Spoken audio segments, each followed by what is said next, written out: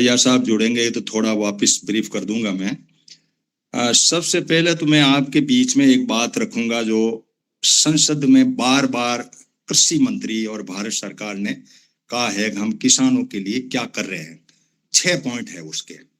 एक, उन्होंने कहा कि हम उत्पादन बढ़ाने के लिए प्रयास कर रहे हैं, हमारे वैज्ञानिक है, सरकार है, राज्य सरकारें हैं, सब मिलके उत्पादन कैसे बढ़े, ये हम एक पहला पॉइंट हमारा वो है।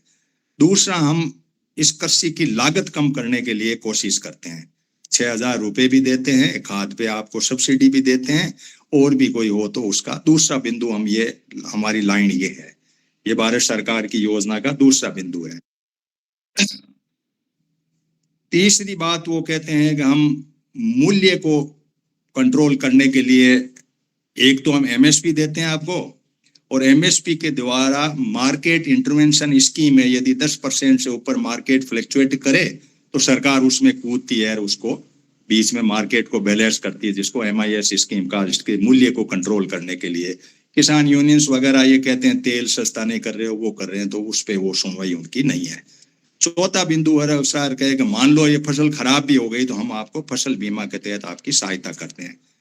और पांचवा पॉइंट इन्होंने कहा कि हम डाइवर्सिफिकेशन की तरफ बढ़ रहे हैं, भारत की कृषि डाइवर्सिफिकेशन को बढ़ रही है। छठा जो है वो ये कह रहे हैं कि हम प्राकृतिक खेती की तरफ बढ़ रहे हैं। ये 6 बिंदु बार बार भारत सरकार ने कहा है। अब जो ये प्रेस कॉन्फ्रेंस है उसकी मैं आपको बात करूं कि national conference on agriculture for kharif campaign जो 15 तारीख से शुरू होने जा रहा है, इन्होंने कॉन्फ्रेंस की और कृषि मंत्री ने उन्होंने बताया कि पहला चरण मेरा ये है। उन्होंने कहा कि वैज्ञानिक और राज्यों के कृषि मंत्री और जो राज्य है इसका विषय किसान, ये लोग मिलके और ये कॉन्फ्रेंस हमने की है, जिसका एक भाग हमने किया है। राज्य बहुत अच्छा मेहनत कर रहे हैं, पीएम के मार्ग निर्देशन में किसान की मेहनत भी इसमें इन्वॉल्व है। खरीफ के कुछ डेटा दिए इन्होंने कि 23-24 में हमारे चावल 40.73 बिलियन हेक्टर का एरिया था जो 43 हो गया। उत्पादन 113 से 120.68 हो गया। मक्के का एरिया भी 6.8 से हम 8.44 तक ले गए। उत्पादन भी 20.25 से 24.81 ले गए थे। ये तो एक डेटा है जो आपको गूगल में अवेलेबल होगा। मोटी बात दूसरी ये भी कही कि क्षेत्रफल जो है 3.8% हमने बढ़ा दिया और उत्पादन उसमें 6.81% की वृद्धि हो गई, जो विपरीत परिस्थितियां होने के बाद में। अब योजना क्या है? योजना लैंड जोड़ना है इनको। लैब में वैज्ञानिक काम कर रहे हैं, क्लाइमेट रेजिलियंस की 109 वेराइटीज डेवलप कर दी इन्होंने। अब इसको लैंड पे कैसे ले जाएं, इसके लिए 15 तारीख से कैंपेन है। उसमें वैज्ञानिक होंगे। इसके अंदर इन्होंने जो खाका बनाया 15 जून के बाद में 4 वैज्ञानिक की टीम होगी, 3 जगह कैंपेन करेंगे और राज्य का जो कृषि का पूरा ढांचा है, उनका अमला है, वो उनके साथ में उपलब्ध रहेगा। सेंटर के भी कोई आईसीआर के लोग हो, उनका भी गाइडलाइन उसमें इनपुट रहेगी या सुपरविजन रहेगा। ये एक मोटा मोटा सा 15 जून से ये चलाएंगे, 15 दिन का होगा। अब हम मीटिंग में ये चाहेंगे कि जो भी साथी सुन रहे हैं इसका पूरा ध्यान रखें और जुड़ें। अब इन्होंने जो कहा कि भाई नई किस्में तो हमारे वैज्ञानिकों ने पैदा कर दी, लेकिन वो किसान तक पहुंचाने के अंदर हमें हर्डिल आ रही है। तो हमारा पूरा ये ढांचा जो है वो फील्ड में उतरेगा, किसानों को समझाएगा, करेगा। इसके अंदर इन्होंने जो किया है वो ये एक और किया कि सभी राज्यों ने एक्शन प्लान बना लिया है 7, तो उसके अंदर बीज का जो है उपलब्धता इसकी इन्होंने कहा कि हम इसका जो है खाद वगैरह भी हम पूरा करेंगे। लेकिन इसके अंदर दूसरा वो एक प्राकृतिक वाला मैं बाद में बात करता हूं, पहले इसी पे रहूं मैं केंद्रित के वैज्ञानिक क्या करेंगे, लोगों के साथ जाएंगे, मीटिंगें लेंगे और ये स्थिति पैदा करेंगे। एक डॉक्टर साहब मैं आपके लिए सवाल छोड़ रहा हूं जो विशेष रूप से हमारे इस पैनल में आप जो है क्लियर करें। SRR एक टर्म है, सीड रिप्लेसमेंट रेशियो। मंत्री ने ये कहा कि 10 साल बाद में सीड की वो क्वालिटी नहीं रहती है, इसलिए वो रिप्लेस होना चाहिए। तो ये जो है इसके बारे में थोड़े हमारे इस पैनल में थोड़ा सा आप कहें कि भाई किस तरीके से होता है, क्या वाकई सीड कमजोर हो जाता है या 10 साल के अंदर क्या है। इन्होंने जो 109 वैरायटी की है तो उनका वापस उत्पादन होगा तो हम उनको 10 साल के बाद में उनको रिप्लेस ही करेंगे, इसका क्या रेशियो है, अलग अलग सीड का क्या है, तो इसके अंदर थोड़ा सा हम आपसे इनपुट चाहेंगे। 16,000 कुल वैज्ञानिक हैं, डेटा बताए हैं जो रिसर्च पे लगे हुए हैं, लेकिन उसके अंदर खरीफ का 15 जून के बाद में ये वैज्ञानिक 16,000 का जो है मतलब थ्रू आउट इंडिया इनको बांट करके और इस तरह से केंद्र किसान और दिन में 3 जगह लेने का बीज हमने 100। अब झगड़ा ये पड़ रहा है कि मैंने भी अभी बीज मंगाया, हिसार यूनिवर्सिटी से मंगाया था जवार और गंवार का, तो बीज ये कह रहे हैं कि 165 मेट्रिक टन बीज की नीड है राज्यों ने कहा, जबकि हमारे पास 178 है। लेकिन बेसिक बात यह है कि कितना है क्या है मिल नहीं रहा है। और एक बीज के अंदर जो है वो टीएल बीज है, ट्रूथफुल लेबल्ड बीज है, जो कंपनियों ने डाल रखा इसके बीच में इन्वोल्व कर रखा है। ट्रूथफुल लेबल्ड वाला जो इनका यूनिवर्सिटी का सर्टिफाइड है, नोटिफाइड होकर के, और इसके हिसाब से ये सारा होने के बाद में कृषि मंत्री ने एक बात और कही कि हम बीज पे एक कानून बना रहे हैं। यहां से हम किसान यूनियन के काफी साथी जुड़े हुए हैं इसमें, यहां से जोड़े हैं, तो किसानों को ये कहा कि हम तो ये जो है सीड बिल बनाएंगे। बीज बनाने के उन्होंने कहा कि अच्छे बीज की उपलब्धता कैसे हो किसान को, और उस सीड को हम ट्रैक करेंगे, ट्रेस करेंगे। सारथी कोई पोर्टल है, उस पोर्टल के अंदर हम कहेंगे कि भाई आप इससे जुड़ो, और इसी तरीके से ये सीड एक्ट को हम बनाएंगे। जल्दी हम सीड एक्ट को बनाने जा रहे हैं, तो सीड एक्ट में भी हम हिस्सेदारी निभाएं, क्योंकि काफी एक्टिविस्ट किसान मेरे साथ जुड़े हुए हैं जो अपने अपने क्षेत्र में अपने अपने भाग दौड़ कर रहे हैं। तो इन सारी परिस्थितियों को देखते हुए मुझे था कि भाई मंत्री ने ये डायरेक्शन दी है तो हमें अलर्ट वे में हमारे कुछ वैज्ञानिकों के साथ अटैचमेंट बना करके हम किस तरीके से इस सीड बिल के अंदर भी एंट्री ले पाए, कि हम क्या सजेशन दें। क्योंकि किसान ये चाहता है कि मेरा बीज हो। अब ये कह रहे हैं 10 साल के बाद में आपका बीज नहीं होगा तो कौन सा बीज आएगा फिर, ये भी सवाल हम डॉक्टर साहब से जानना चाहेंगे कि एसआरआर का जो रेशियो है उसके मायने क्या है, क्या वाकई बीज का क्या स्थिति बनती है। तो ये सारी परिस्थिति हमारे सामने है। बीज से संबंधित कानून बनेगा, जो बीज इन्होंने पैदा किया उसको किसान तक पहुंचाएंगे। पूरा इनका वैज्ञानिकों का 16,000 वैज्ञानिकों का जत्था 4 की टीम में जाएगा। राज्यों के जितने भी जो हैं वो लोग हैं उनके साथ एग्रीकल्चर सेटअप के वो जुड़ेंगे और किसान जुड़ेंगे। दूसरा, इन्होंने प्राकृतिक खेती पर अपनी बात को रखा। प्राकृतिक खेती में इन्होंने जो बात रखी है वो भी बहुत समझने वाली है। प्राकृतिक खेती से संबंधित हमारे कई साथी जुड़े हैं, मनाराम जी वगैरह, इसमें राज्य भर में इन्होंने ज्ञापन दिए हैं, बहुत मेहनत करें। हर एक व्यक्ति यहाँ पे जो भी जुड़ा है वो अपने आप में एक्सपर्टीज है। प्राकृतिक खेती में ये जो सोच रहे हैं मनाराम जी, इस बात को भी आप सोचें कि 7.78 लाख हेक्टेयर के अंदर ये जो आ रहे हैं एक्शन प्लान बना है और 15,500 क्लस्टर बनाएंगे प्राकृतिक खेती का। जैसे मैं सिंपली, मुझे ध्यान है, एक क्लस्टर है गंगा का बेसिन, गंगा के 5 किलोमीटर इधर और गंगा के 5 किलोमीटर इधर में ये प्राकृतिक खेती कर रहे हैं। इसी तरह से ये क्लस्टर बनाए हैं 15,500 और 10,000 बीआरसी है। अब बीआरसी के ऊपर आप ध्यान देंगे कि किस तरह से, मैंने लिखा भी है, किस तरह से प्राइवेट कंपनी एंटर करेगी। बीआरसी का नाम है बायो रिसोर्स सेंटर, जो ये आपके है ना सुभाष पालेकर वाला जो है, वो कौन से हैं, बायो घना अमृता और फलाना वो करके ऐसे कुछ नाम हैं। तो उनके सेंटर खुलेंगे 10,000।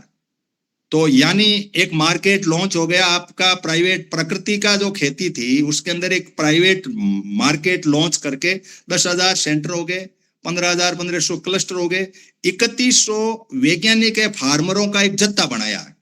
अब 3100 में अपन तो शायद नहीं है क्योंकि बना दिया है इन्होंने, तो अपन तो सुनने वालों में भी होंगे। ये लोग आपको ट्रेनिंग देंगे प्राकृतिक खेती से, आप ये डालो, ये करो, वो करो, इस तरह से ज्ञान उनको देंगे। ट्रेंड जो पर्सन है 3100 है, जो 3100 लोग मिलके 18 लाख लोगों को ये ट्रेनिंग करके और खेती के अंदर इन्वॉल्व करेंगे। और 1 करोड़ लोगों तक इस बात को पहुंचाना है कि भाई प्राकृतिक खेती को 1 करोड़ तक, क्योंकि हमारी एक्सपोर्ट की लाइन बढ़े, ये प्राकृतिक खेती की थीम है। 1 करोड़ लोगों तक खेती ये पहुंचानी है। 16 केंद्र इन्होंने पहचान कर लिए गए हैं। रबी की भी होगी, और ये चाह रहे हैं कि फूड बास्केट ऑफ वर्ल्ड बने भारत, और खेती को फायदे का सौदा बने। ये पूरा 15 दिन तक का कैंपेन खरीफ के नाम पे चलेगा और इसी तरह से रबी पे आएगा। तो अब हम ये चाहेंगे कि सुखदेव सिंह जी हमारे साथ जुड़े हुए हैं। सुखदेव सिंह जी प्राकृतिक खेती को, मनाराम जी और सुखदेव जी को ले लूं, फिर मैं डॉक्टर साहब के पास जाऊंगा, जब तक भीम सिंह जी जुड़ जाएंगे तो उनको भी हम लेंगे। मैं चाहूंगा सुखदेव जी आपको कि मैंने ये पूरा प्लान बनाया, इस प्लान में हम एज ए फार्मर जो, क्योंकि इन्होंने ये कहा कि प्रगतिशील किसान जो है उनको हम इनके साथ अटैचमेंट करेंगे और क्लाइमेट रेजिलेंस बीज है उन बीज को हम जो पहुंचाएंगे करेंगे। अब 15 जून तक हमें इनके ऊपर नजर भी रखनी है किस तरह से आएगा। वैज्ञानिक जो चार्जर होंगे, 16,000 वैज्ञानिक है, तो हमारे भी जैसे डॉक्टर अक्षय हैं, अनिल है, वो नमिता जी है, इशार है, यहाँ की मेरिट यूनिवर्सिटी है, तो काफी यूनिवर्सिटियों से, एग्रीकल्चर यूनिवर्सिटियों से हमने लाइसेंस बना रखा है, जोबनेर से बना रखा है, जोधपुर है, बीकानेर है, इन काफी लोगों से हमने लाइसेंस बना रखा है। पंजाब की भी जो यूनिवर्सिटी है, सुच्चा सिंह जी वगैरह हमारे मंच पे आते रहते हैं। हम इन लोगों से भी जानना चाहेंगे कि साहब हम किस तरह से प्रगतिशील किसान की हैसियत से, नहीं तो किसान की हैसियत से कैसे हम इसका हिस्सा बन पाए, क्योंकि सरकार की योजना है उसका हिस्सा बने, उसके अंदर कोई हम इनपुट दे पाए या कुछ कैसा दे पाए। क्योंकि एक बार हमारी मीटिंग हुई थी तो हमारे डॉक्टर सुच्चा सिंह जी जो पंजाब से जुड़े थे, पंजाब यूनिवर्सिटी से, एग्रीकल्चर यूनिवर्सिटी से, उन्होंने कहा कि जब तक सरकार एक क्वांटम जंप नहीं देगी बजट में, जैसे अपन ने 50% बजट के ऊपर डिस्कशन चल रहा था कि आप लोग मान रहे हैं 50% एग्रीकल्चर पे बजट हो, तो लोगों ने कहा ये that is not possible actually. तो जो भी है, अब सरकार की मंशा है सबको साथ रहना, इसी देश के अंदर हमें खेती को बढ़ावा देने की तरफ चिंतन करना है। तो इन सारी परिस्थितियों के अंदर सुखदेव जी बात यह है कि बजट भी सीमित है, हमें भी जागना है, और खेती जो है वो सरकार की मंशा है। हमने बीज पैदा कर दिए, डॉक्टर साहब बताएंगे बीज के बारे में कि भाई बीज आप लोग ले रहे हो, कर रहे हो, तो कितना क्या है वो आगे की बात आएगी। तो सुखदेव जी आप अपनी बात को रखें, 5-7 मिनट में आप समाप्त करें कि ये लाइन जो आ रही है हम कहाँ खड़े हों और क्या दिशा पकड़ें। हम भी उनके साथ कदम से कदम वैज्ञानिकों के साथ, और राज्यों की जो सरकारें हैं, कृषि राज्य का विषय, तो उन्होंने कहा कि हम तो वहाँ वैज्ञानिक भेजेंगे और ICR भी आएगा और आपको बीज का ज्ञान देगा, आपको बढ़ना है। तो सुखदेव जी सर आप करिए, फिर प्राकृतिक खेती पे मनाराम जी भी कुछ अपनी टिप्पणी जो बनाया उन्होंने, और मैंने ये मॉडल दिया, सरकार का मॉडल जो है इतने हेक्टर में होगा, इतने BRC खुलेंगे, इतने ये ट्रेनिंग देने वाले आपको आएंगे, ये सारा जो है इसके ऊपर आप क्या सोचते हो? तो सुखदेव जी सर। सभी साथियों को मेरी तरफ से सत श्री अकाल और नमस्कार, आदाब। बात देखो ये है कि ये जो आपने पूरा प्लान बताया है हमारे को, उसके बारे में मैं ये कहना चाहता हूं कि ये जो खास करके बात ये आ रही है ना कि 10 साल के बाद आपको बीज बदलना पड़ेगा। ये वही बात था कि 10 साल के बाद आपको गाड़ी भी बदलनी पड़ती है, 10 या 15 साल के बाद। जैसे ये कह रहे हैं ना कि जो पुरानी गाड़ी अब वो रोड पे नहीं आएगी, और इसी तरीके से वो सीड के बारे में कह रहे हैं। मेरे को लगता है ये सिर्फ कंपनियों को बीज सौंप के कंपनियों को प्रमोट करने का ही एक प्लान है, इसके पीछे जो हिडन एजेंडा है सरकार का, जो मेरे समझ में आ रहा है। उसमें मैं एक जो ICAR ने पिछले समय एक रिसर्च करवाई थी 2 फसलों के बारे में, गेहूं और चावल के बारे में। उस रिसर्च रिपोर्ट में ये आया है कि जो वैरायटी हमने 1960 में लगाते थे, तो उसमें 1 किलो गेहूं में या गेहूं के आटे में लगा लो और 1 किलो चावल में जितना पोषण था वो 2010 तक आते आते आधा रह गया, और उसमें बहुत सारी चीजें तो गायब ही हो गई। बहुत सारे जो मतलब 3 किस्म के एलिमेंट होते हैं इसमें, और वो जो तीसरी किस्म होती है जो नोटेबल नहीं होते कि वो कितने हैं, वो तो गायब ही हो गए, हमारे मतलब पोजेंसी चले गए वो। इसलिए बात दरअसल हमारे समझ में तो ये आ रही है कि अगर हमने अपने फूड में पूरा पोषण लाना है तो पुरानी वैरायटी कैसे आए आगे। और दो, मैं तो मतलब मेरा अपना एक्सपीरियंस ये है कि मैंने जब से ये रिपोर्ट पढ़ी है, मैं 2000 के बाद वाली कोई भी वैरायटी अपने खेत में नहीं लगाता, 2000 से पुरानी वैरायटी लगाता हूँ। उसका ये तो ठीक है कि मतलब प्रोडक्शन तो कुछ कम आता है, लेकिन उसकी क्वालिटी कमाल होती है। और उसके लिए हम टेस्टिंग के लिए भी ट्राई कर रहे हैं, लेकिन मतलब किसी के पास ये डॉक्टर साहब बताएं कि यार इसकी अगर food sir value test Sukhdev ji, करवाएं। मैं थोड़ा इंटरवेन कर दूं, इस क्वेश्चन को बीच में ले ही लेते हैं ताकि अपनी सार्थक बहस हो जाएगी। सीड के ऊपर डॉक्टर साहब आप 5 मिनट में ये बात करें कि मंत्री ने जो स्टेटमेंट दिया कि 10 SRR की एक तो परिभाषा हमें थोड़ा समझा दें कि SRR क्या होता है एक्चुअली, इसकी एक डेफिनेशन हमें पता होनी चाहिए। सीड रिप्लेसमेंट रेशियो, तो इस पे थोड़ी सी चर्चा करते हुए, क्या ये 10 साल पीरियड है इन्होंने, जैसे ये प्रगतिशील किसान है, फिर मैं सुखदेव जी को वापस लेऊंगा, इस पे थोड़ा 2 मिनट की 3 मिनट में आप टिप्पणी कर दें, फिर आपको मैं फुल लूंगा। पहले तो मैं एक सुखदेव जी ने डिस्कस किया कि हमारी जो पुरानी वैरायटी हैं वो सीड चेन से बाहर होती जा रही हैं, और पुरानी वैरायटियों में जो क्वालिटी थी वो अच्छी थी। तो क्या है, क्वालिटी का और प्रोडक्शन का नेगेटिव कोरिलेशन है जी। अगर आप प्रोडक्शन बढ़ाओगे तो क्वालिटी ऑटोमेटिक कम हो जाएगी आपकी। और जो वैरायटी अब नहीं निकलती हैं, वो वैरायटी तब निकलती है जब वो वैरायटियों से 10% पैदावार ज्यादा देती है, तभी वो पास होती है, अदरवाइज नई वैरायटी नहीं निकलती। इसीलिए तो एक वैरायटी निकलने में 10 से 12 साल लग जाते हैं जी, वैरायटी निकलने में 8 साल। तो उसका एक प्रोसीजर है, 10 से 12 साल लग जाते हैं उसमें। तो वो वैरायटी तब नई तभी आएगी जब वो पहले वाली वैरायटियों से 10% के जो है यील्ड ज्यादा दे, या और उसमें कोई दूसरी क्वालिटी हो, जैसे प्रोटीन कंटेंट ज्यादा हो, या साल्ट से टॉलरेंट हो, या इंसेक्ट नहीं लगते हो, ऐसी कोई क्वालिटी हो तो भी मतलब वो आती है। तो अगर आपकी नई वैरायटी निकलती है और 10% पहले वाली वैरायटियों से पैदावार ज्यादा देगी, तो धीरे धीरे जो पुरानी वैरायटी है वो ऑटोमेटिक बाहर चली जाएंगी सीड चेन से। क्योंकि 10 साल में मान लो बहुत सारी वैरायटी आ गई, तो पहले वाली जो कम पैदावार दे रही है उसको की डिमांड ही कम हो जाएगी, वो ऑटोमेटिक बाहर निकल जाएगी।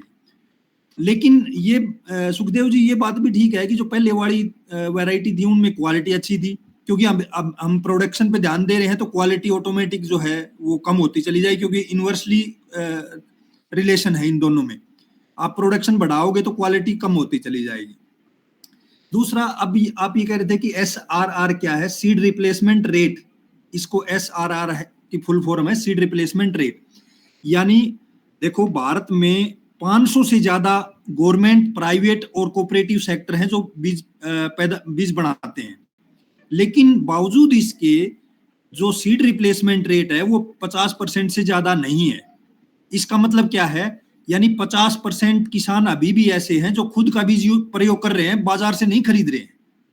सीड रिप्लेसमेंट रेट का मतलब ये है कि कितने किसान जो है वो बाजार से सर्टिफाइड या जो नया खुद का बीज ना करके बाहर से बीज जो है क्वालिटी सीड है वो खरीदता है।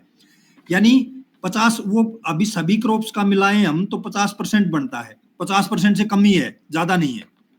यानी 50% किसान अभी भी खुद का बीज प्रयोग कर रहे हैं। ठीक है, वो हरियाणा में और पंजाब और जो नॉर्थ का एरिया जहां किसानों की सोशियो इकोनॉमिक कंडीशन अच्छी है वो खरीद लेते हैं, लेकिन बहुत सारे राज्य ऐसे हैं जहां पे गरीबी है और वो खुद बीज नहीं खरीद सकते और खुद का बीज प्रयोग कर रहे हैं। इसलिए जो सीड रिप्लेसमेंट रेट है 50% है। देखो, खेती में जो प्रयोग होने वाले सभी इनपुट में बीज का सबसे महत्वपूर्ण स्थान है। आपके अगर बीज अच्छा नहीं है तो कितनी ही दवाइयां डाल लो उसमें, कितना ही उसमें पानी दे लो, कितने ही उसमें खाद डाल लो, आप अच्छी पैदावार नहीं ले सकते। तो बीज का जो है अभी और मैं थोड़ा सा इंटरवेन कर रहा हूँ डॉक्टर साहब, आपने परिभाषा तो बता दी। एक TL बीज का मार्केट में उपलब्धता होनी, दूसरी आपकी यूनिवर्सिटी के रिसर्च के किए हुए बीज के पैरेलल में एक प्राइवेट कंसर्न की, सुखदेव जी की कंसर्न ये है कि ये जैसे कंपनी एंटर कर रही है ना, तो यूनिवर्सिटीज को साइड बाय भी कर रही है। आपके रिसर्चेबल बीज आप तक सीमित हैं, वो सर्टिफाइड और उस तरीके से होकर के और मार्केट में आने के अंदर, क्योंकि बीज के ऊपर हमने काफी सेशन लिए हैं, तो वो येलो टेक का होगा, ये ग्रीन टेक का होगा, तो वो होगा, वो बनाना 4 तरह के बीज है, वो आपने थोड़ा सा समराइज कर दे। लेकिन पैरेलल में दोनों के कंपटीशन में किसान क्या सोचे? एक मार्केट पूरा का पूरा आपके साइड में खड़ा है जो प्राइवेट है, एक मार्केट आप है जिसपे हम भरोसा करते हैं, आप लोगों से हम सलाह लेना चाहते हैं, आपके 4 वैज्ञानिक है उनसे हम डिस्कस करना चाहेंगे और हम उसका हिस्सा बनना चाहेंगे। हम चाहेंगे कि आप लोगों का हम हिस्सा बने। तो सुखदेव जी की जो चिंता ये थी कि भाई प्राइवेट मार्केट का मॉडल जो पैरेलल आ रहा है, ये रिप्लेस कराने के अंदर ज्यादा कोशिश करेंगे, एसआरआर का रेशियो बढ़ा करके, और तुम ये बीज फेंको भाई, हमारा वाला ले लो। क्या ऐसा मॉडल तो नहीं आ जाए कहीं? ये प्रश्न खड़ा होता। फिर मैं सुखदेव जी को वापस टच करूंगा। संक्षेप में रखें सर, आपको मैं बार बार लेता रहूंगा जो भी आपके सवाल हमारे। नई वैरायटी निकलती है सर, तो सबसे पहले थोड़ी मात्रा में बीज होता है वैज्ञानिक के पास। नई में प्राइवेट वैज्ञानिक, प्राइवेट ढांचा और आपकी यूनिवर्सिटी ढांचा, इसमें मैं बता रहा हूँ सर, एक बार उसी पे आ रहा हूँ मैं। जब नई वैरायटी निकलती है तो पहले न्यूक्लियस सीड होता है, न्यूक्लियस से अगले साल बनता है ब्रीडर सीड, ब्रीडर से अगले साल फाउंडेशन, और फाउंडेशन से अगले साल या तो सर्टिफाई करवाओगे तो सर्टिफाइड बन जाएगा, नहीं कराओगे तो टीएल बन जाएगा। यानी सर्टिफिकेशन कराना, सर्टिफाइड कराना इंडिया में वॉलंटरी है, कंपलसरी नहीं है। उसके भी दो कारण हैं कि जो वैरायटी आपने नोटिफाइड करवानी है, सर्टिफाइड करवानी है, वो वैरायटी नोटिफाइड होनी चाहिए, नहीं तो आप सर्टिफाइड बीज उसका नहीं बना सकते, ये कंडीशन है। लेकिन यहाँ पे एक ऑप्शन और रखा है गवर्नमेंट ने कि भाई अगर आपकी वैरायटी नोटिफाइड नहीं है तो उस केस में आप टीएल बना सकते हो, ट्रूथफुली लेबल्ड सीड जिसको आप बोलते हो। और बहुत सारी वैरायटी प्राइवेट सेक्टर में नोटिफाइड नहीं है, आप ये समझ लो 90% वैरायटी नोटिफाइड नहीं है। नोटिफाइड नहीं है तो आप सर्टिफाइड बना नहीं सकते उनका, आप फिर उसका टीएल ही बनाओगे। यही कारण है कि मार्केट में अगर आप बीज खरीदने जाते हो तो दुकानों पे आपको 90% से ज्यादा टीएल बीज ही मिलता है, सर्टिफाइड। हाँ जी, टीएल सर्टिफाइड है वो 10% से भी कम रहता है। दूसरा ये है कि जो प्राइवेट सेक्टर है वो mainly low volume high value seed पे डिपेंड है, बिजनेस में एंगेज है, यानी उसका वॉल्यूम तो कम है। जैसे मैं हाइब्रिड की बात करूं, 100 ग्राम की पैकेट है, 1000 रुपए की आती हैं, इसको बोलते हैं low volume high value seed. Private कंपनियां इसमें अपना बिजनेस करती हैं। लेकिन जो गवर्नमेंट है वो है high volume low value seed पे, यानी जैसे गेहूं का बीज है, आपका 40 किलो का कट्टा है, वो आपका 900-1000 रुपए का आता है। ये तो क्योंकि गवर्नमेंट का जो मुख्य उद्देश्य है वो प्रॉफिट कमाना नहीं है, वो किसान की जो है आमदनी और उसको अच्छा बीज मिले।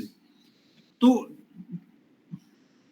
ठीक है डॉक्टर साहब, मैं आपको अभी ज्यादा इसमें प्राइवेट वाले में नहीं डालूंगा, आप गवर्नमेंट मशीनरी के हिस्सा हैं। हाँ सुखदेव जी, आप बताइए कि बीज का जो खाका है वो डॉक्टर साहब ने लगभग कर दिया, एसआरआर रेशियो की बात भी अपन ने समझ ली, सारा कुछ है, प्राइवेट हमारे साथ में पैरेलल खड़ा है, एसआरआर ये सॉरी टू इंटरप्ट यू, एक और मेन पॉइंट आप कह रहे थे ना 10 साल में वैरायटी निकल जाती है या इस टाइप की बात, खराब कितने दिन में हो जाती है। एक बार आप वैरायटी निकाल ले आए, मान लो फाउंडेशन बीज ले आए आप या सर्टिफाइड ले आए, तो आप उसको वैरायटी को तो 3-4 साल तक प्रयोग कर सकते हो। उसके बाद क्या है, उसके जो ओरिजिनल कैरेक्टर है उस वैरायटी के वो खत्म होने शुरू हो जाते हैं धीरे धीरे। उसके बहुत सारे कारण हैं कि आपकी मशीनरी है, बिजाई की मशीन वो साफ नहीं करी, मिलावट होगी, या थ्रेशर साफ नहीं किया, या और बहुत सारे कारण हैं मिलावट के। इसलिए जो वैरायटी है वो 3-4 साल में उसके ओरिजिनल कैरेक्टर खत्म हो जाते हैं। अदरवाइज ऐसी कोई बात नहीं है कि भाई आप उसको प्रयोग नहीं कर सकते। चलो सुखदेव जी, अब आपने डॉक्टर साहब ने जो चिंतन रखा उसको समअप करते हुए आप रखोगे। एक प्राइवेट भी खड़ा है हमारे सामने, आपके कब्जा करना चाहते हैं, लेकिन हम भी खड़े हैं जो एक्टिविस्ट लोग हैं कि भाई हमें बीज ठीक मिले और हम इसकी एंट्री चाहते हैं। इस पे सुखदेव जी बात आगे बढ़ाओ आप। नहीं, इसमें तो देखो एक बात तो जो मैंने कही थी वो डॉक्टर साहब ने और ज्यादा क्लियर कर दी है। और अगर इनकी बात कोई क्योंकि हम वैज्ञानिकों की बात तो मानते हैं, हम कंपनी की बात को नहीं उतना मानते जितना हमारे जो यूनिवर्सिटीज में काम करने वाले ये रिसर्चर हैं इनकी बात मानते हैं। इन्होंने कहा ना कि कंपनियों का 90% जो सर एक मिनट, वो जो मैंने बताई है ना 4-5 साल तक, वो है वैरायटी का बीज। हाइब्रिड हर साल आपको बदलना पड़ेगा। सॉरी, हाँ वो तो हमें पता है, वो हाँ तो जी, सर पता है कि हाइब्रिड तो आए साल बदलना पड़ता है। हर साल बदलना पड़ेगा हाँ, जी। पर अभी उसमें भी मेरा एक एक्सपीरियंस है कि अगर आप हाइब्रिड बीज सीड ले भी आए, उसमें से आप सिलेक्शन कर लोगे तो वो नेक्स्ट ईयर भी काम करता है। मेरा अपना एक्सपीरियंस है, लेकिन इसको मतलब आप प्रमाणित नहीं मैं कर सकता। लेकिन मैं जो फार्मर है उनको ये मशवरा दे रहा हूं कि अगर आपके पास कोई हाइब्रिड बीज आ गया है, उसको आप सिलेक्शन विधि के साथ आगे उसको जो उसमें आपको अच्छा जो फल है वो मिल रहा है, उसको आप अगर सेलेक्ट करके कलेक्ट कर लेते हो तो वो, क्योंकि ये पुरानी विधि है, कलेक्शन विधि है ये, जो हमारे बुजुर्ग कहते थे जब हम कपास बीजते थे कि खमणियां बांध दो इन पौधों पे, क्योंकि जो हेल्दी पौधे होते थे जिनके सबसे ज्यादा टिंडे लगे होते थे, जिसके सबसे ज्यादा फल लगा होता था, उनको अलग कलेक्ट करते थे और फिर उसका सीड ही आगे प्रमोट करते थे। ये तो हमारे बुजुर्गों ने हमें सिखाया है, और ये हाइब्रिड में भी काम करता है। जो कंपनियों ने एक लोगों के दिमाग में ये बात घसोड़ दी है कि आपको हाइब्रिड हर बार ही बदलना पड़ेगा, ये कंपनियों का प्रॉफिट कमाने का धंधा है। मेरे को लगता है इसमें कोई ज्यादा दम नहीं है, एक बात। दूसरी बात ये है कि देखो, जो साडी सरकार है वो धीरे धीरे करके, जैसे वो मैंने पहले एग्जांपल दी थी कि 10 साल बाद 15 साल बाद गाड़ी भी बदल दो। हमारे हमारे एक्सपीरियंस में एक बात तो आती है कि जो हमारा एक खेत का बीज है, अगर हम उसको दूसरे खेत में डालेंगे और उस खेत वाला पहले खेत में डाल देंगे तो वो बीज भी काम करता है। और हमारे पास बहुत पुराने पुराने बीज हैं, जो मतलब पुराने बीज को कलेक्ट करने का सवाल है ना, वो इसीलिए है कि उसमें अगर आप, जैसे डॉक्टर साहब ने कहा कि उस वैरायटी ही निकलती है जो 10% प्रोडक्शन बढ़ाती है, क्योंकि हमारा जोर है प्रोडक्शन बढ़ाने में, हमारा जोर पोषण में नहीं है। यही वजह है कि इंडिया में प्रोडक्शन होने के बावजूद भी कुपोषण का औरतों में और बच्चों में सबसे ज्यादा प्रॉब्लम है, क्योंकि जो हम खा रहे हैं उसमें है क्या, वो पेट तो भर रहा है लेकिन आपकी बॉडी की जो जरूरत है पोषण की वो पूरी नहीं कर रहा है। इसलिए क्या हमारे सामने ये टारगेट नालों ना साथ साथ नहीं चलने चाहिए कि प्रोडक्शन भी बढ़े और उसकी क्वालिटी भी बढ़े। क्वांटिटी और सुखदेव जी, क्वालिटी को आप थोड़ा अलग सा नहीं कर सकते। हाँ मैं इंटरवेन जी, कर रहा हूँ। सरकार ये चाह रही है कि तुम प्रोडक्शन बढ़ाओ, हम भी तुम्हारे साथ हैं, वैज्ञानिक भी तुम्हारे साथ है, बीज लो। यदि कमी होगी ना उसमें तो हम फोर्टिफिकेशन कर देंगे। जिंक कम होगा तो जिंक डाल देंगे, आयरन कम होगा तो आयरन डाल देंगे, फोलिक एसिड होगा तो फोलिक डाल देंगे, B12 विटामिन होगा तो। अब एकदम से आप वो बीज करोगे तो ये कह रहे हैं कि एक बार तो आप सर कर दो। बात ये है ना कि जो जो नेचर डालती है ना जिस तरीके से, उस तरीके से आप नहीं डाल सकते। आप लोगों की सेहत के साथ फोर्टिफाइड के साथ खिलवाड़ करोगे। मतलब मेरे को आयरन की जरूरत नहीं है, आपने फोर्टिफाइड में आयरन डाल दिया तो मेरे को डायबिटीज हो जाएगी यार, क्योंकि ठीक जो है, नेचर में जो। ठीक है सुखदेव जी। फिर मैं अब मनाराम जी को ले लूं आपको, फिर मैं बीच में कोई सवाल आएगा। सर मनाराम मैं जी, ना प्रकृति। हमारे एक, मैं आपसे एक क्षमा चाहता हूं कि मेरे गांव में ना एक भोग है, हमारा एक पुराना चौकीदार था, उसकी डेथ हो गई थी, मेरे को उसमें हाजिरी लगाने जाना पड़ेगा, इसलिए मैं आपसे माफी चाहता हूँ। चलो कोई बात नहीं, आपने बात रख दी अपनी, ये टाइमली हमने सुन भी लिया आपकी बात। नहीं हो तो रिकॉर्डेड है तो YouTube पे मिल जाएगी, Facebook पे भी मैं डाल दूंगा। मनाराम जी, आप प्राकृतिक खेती पे पूरे लगे हुए हैं, राज्य सरकार को ज्ञापन भी दे रहे हैं। 7.78 लाख हेक्टर की जो है भारत सरकार जो चाहती है, 15,500 के क्लस्टर बनाएंगे, 10,000 के BRC के सेंटर हैं, बायो रिसोर्स सेंटर क्या है, जो ये दवाइयां टाइप बनाते हैं ना बायोलॉजी की, बायो इनपुट जो है। 3100 वैज्ञानिक वो फार्मर को ट्रेंड कर दिया गया, जो आप लोगों को ट्रेनिंग देंगे। 18 लाख को इनको ट्रेंड करना है। ये सारा कुछ ढांचा हो रहा है इसमें। प्राकृतिक खेती के मामले में इनका मल्टी स्टेट कोऑपरेटिव का जो बिल बनाया, उसमें इनकी मंशा ये थी कि भाई हम इसको एक्सपोर्ट क्वालिटी ज्यादा बना पाए ताकि इंडिया गवर्नमेंट कमा पाए। यहाँ खाए नहीं खाए, जैसा सुखदेव जी न्यूट्रिशन का कह रहे थे, तो वो होग नहीं हो, लेकिन इस मामले में ये चाहते हैं कि भाई हम जो है ये करें प्राकृतिक खेती। अब प्राकृतिक खेती के मामले में आप ये योजना है प्राकृतिक कृषि मिशन के नाम से आया है। आप इसको गूगल पे टाइप करें, इस मिशन के हिस्सा बने। एक तो ये हो, ये 3100 वैज्ञानिक और फार्मर है, इनसे आप अटैचमेंट बनाएं और 15,000 जो क्लस्टर है उनके साथ जुड़े और ये किसानों की एक अवेयरनेस है, आप इसमें हिस्सा बने। मनाराम जी, अपने कोई टिप्पणी आप इस पे क्या कहना चाहेंगे? नमस्कार साहब। वैसे बहुत गहरा था मेरा ध्यान नहीं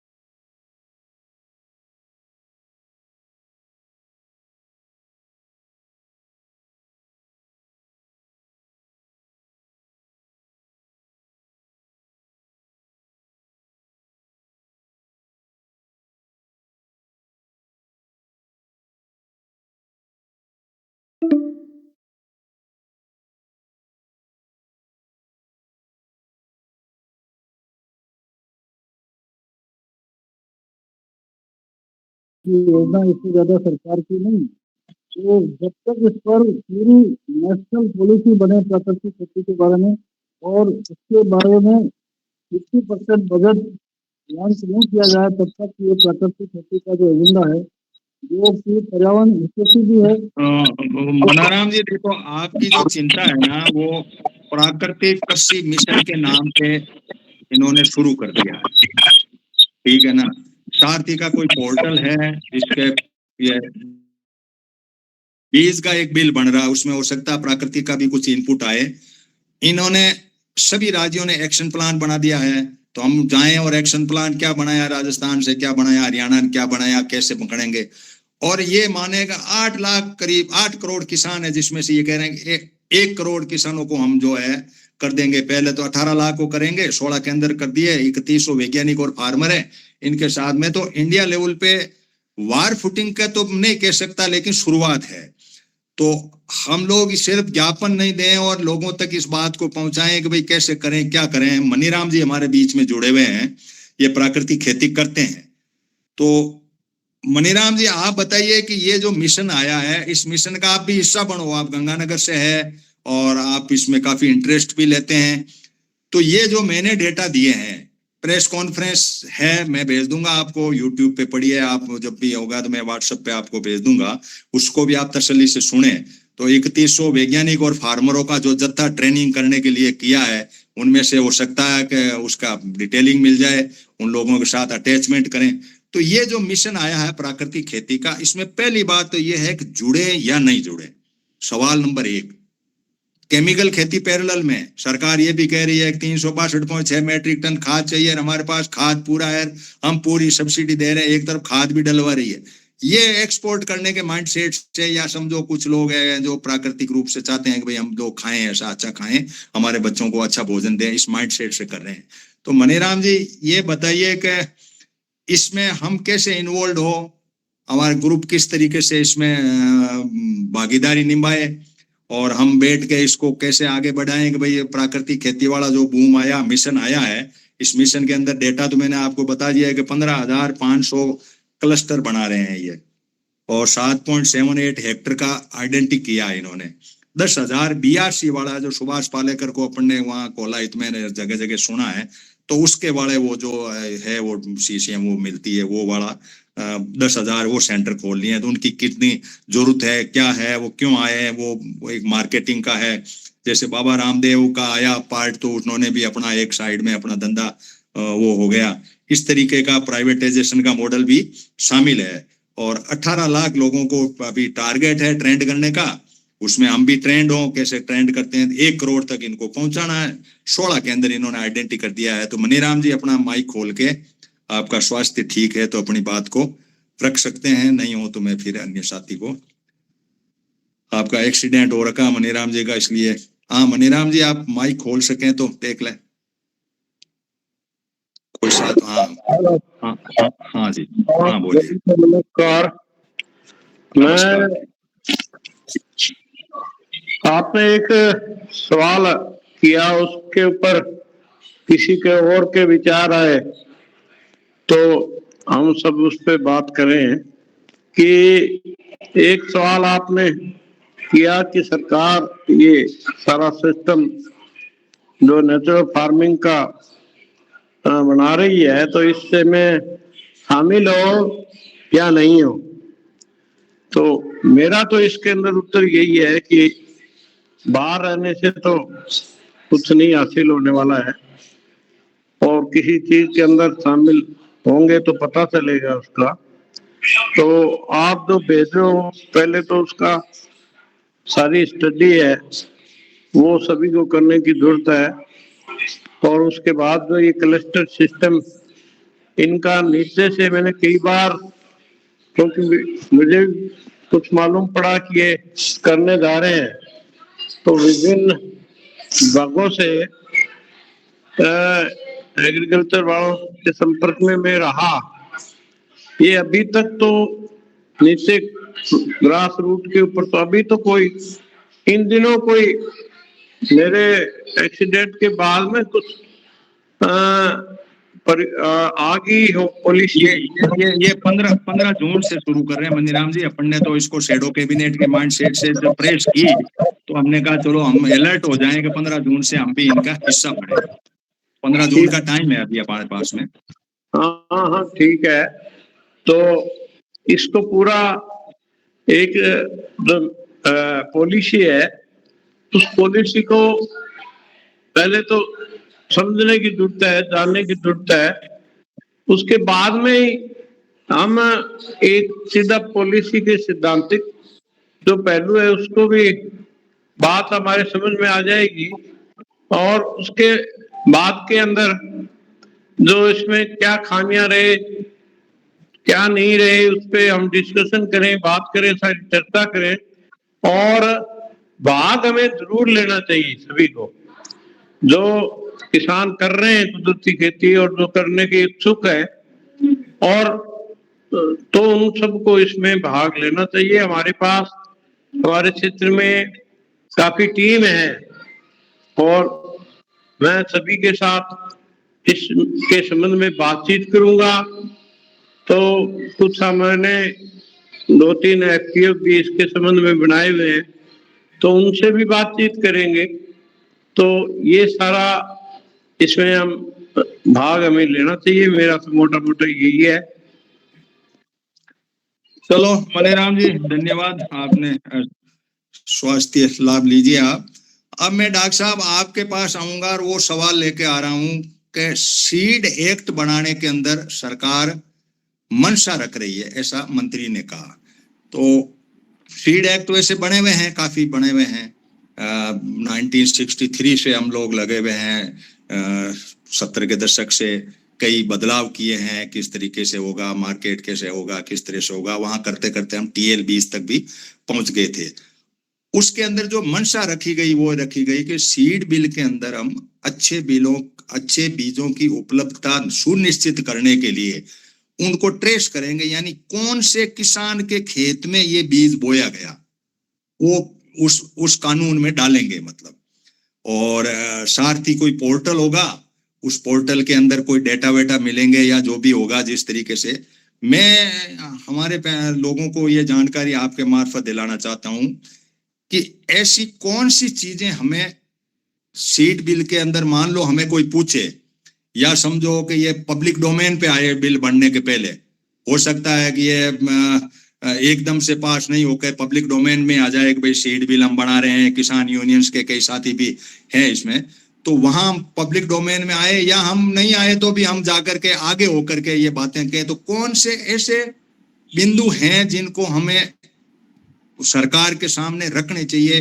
बीज के अंदर आप जो SRT के हैं, तो मतलब SST के हैं, सीड साइंस टेक्नोलॉजी के आप वैज्ञानिक हैं, तो हमें इसके संबंधी ध्यान दें कि साहब आप जो कानून बने उस कानून के अंदर ऐसी कोई लाइन जुड़ जाए, क्योंकि हमने एक बिल पीपीवी एंड एफआर को पढ़ा जी जी फार्मर राइट के मामले में, उसके अंदर बात दी हुई थी, पीपी एंड 2002 का बिल है। जी जी फार्मर को अधिकार है कि वो बीज अपना रखे, करे, वो अपना करे, लेकिन सरकार ने एक तरफ एक मल्टी स्टेट कोऑपरेटिव सोसाइटी के मार्फत बीज का पूरा एक जैसे ये अमूल डेयरी है उसी तरह से दूध है, उसी तरह से बीज का ढांचा भारत नाम से खड़ा कर लिया, जो आपको पैक्स के अंदर गांव-गांव में मिलेगा। ये सारी परिस्थितियों के अंदर ऐसा तो नहीं हो कि किसान अपना पूरा बीज गायब हो जाए और उस तरीके से हो, तो किसान की कौन सी फार्मर राइट की तहत हम उसमें इन्वॉल्व हो। सीड सॉवरेनिटी हमारा थीम है, बीज की संप्रभुता जो है किसान के हाथ में रहे, ऐसा हमारी मंशा है कि उसमें डाला जाए। फिर मैं रूपचंद जी को लूंगा आपके उद्बोधन के बाद में कि कौन से ऐसे बिंदु हो, या रूपचंद जी आप पहले कह देता कि डॉक्टर साहब फिर सजेशन कर देगा, नहीं आपका सजेशन ये भी इनपुट में आता है, तो रूपचंद जी आप अपनी बात को रख दें कि आप सोशल साइंस से संबंधित बात है आपके पास में, फिलोसॉफी से संबंधित है, तो वो दे दें ताकि फिर मैं डॉक्टर साहब से इस पे पूरा खाका ले लूं कि बीज का यदि बिल आए तो हमारे किसानों की यूनियन और किसानों के साथ इसमें जुड़े हुए हैं, वो क्या मुद्दे रखें वहाँ, कौन सी बात को रखें। सबको नमस्कार। मेरा एक ही चिंता है कि इस वक्त जो मुख्य प्रॉब्लम है मानव जाति के सामने वो एक जलवायु संकट का है और एक फूड संकट का है। तभी तो ये क्लाइमेट के रेसिस्टेंस ऐसा सीड ले आ रहे हैं जो ड्राउट रेसिस्टेंट हो, फ्लड रेसिस्टेंट हो वगैरह वगैरह। इसका मतलब जो मूल प्रॉब्लम है वो तो है क्लाइमेट क्राइसिस की। हम क्लाइमेट क्राइसिस को स्टेबल अनअवॉइडेबल मान करके हम उसका मुकाबला करने की सोच रहे हैं। जब इस प्रपोजिशन चलते हैं तो एक धारा ऐसी आ जाती है स्टेज कि जब हवा तापमान 56 या 57 या 60 डिग्री हो जाएगा तब प्लांट कैसे सरवाइव करेगा, क्वेश्चन नंबर 1। और जो डॉक्टर साहब ने पहले ही प्रपोजिशन बता दिया कि क्वालिटी का और क्वांटिटी का आपस में इनवर्सल प्रोपोर्शन है। जब हम क्वांटिटी पर जोर देते हैं तो इसका मतलब उसकी क्वालिटी जो है वो इतनी घटिया हो जाती है कि हमें मेडिसिन पर और फार्मा कंपनियों के पास जाना पड़ता ताकि उनसे कुछ विटामिन बी लें, आयरन कैप्सूल लें या कैल्शियम लें या कुछ लें।